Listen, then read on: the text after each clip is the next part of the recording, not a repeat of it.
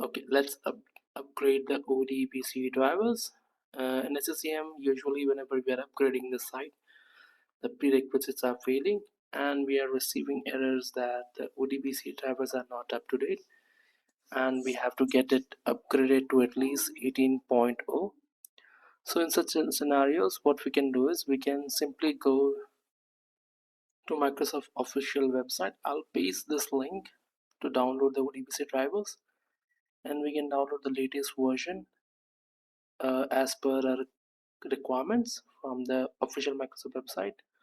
So once the software is downloaded, we have to install it, and we'll accept the agreement.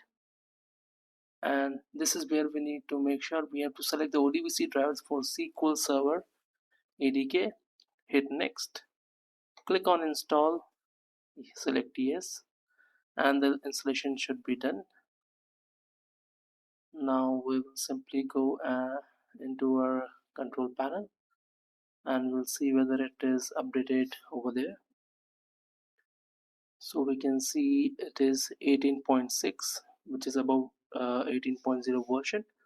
So now usually we can simply reboot the server. I have rebooted it already, and we can go to our SCCM console.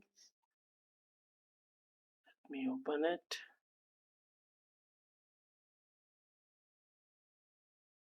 Once the SCCM console is open, we can simply go and run the prerequisites check, and right click, run prerequisites check, and let me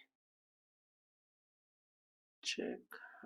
Yeah, it has passed with warnings. If we go to the show status option, we should be able to see that the SQL version for the ODBC driver is updated to 18.0.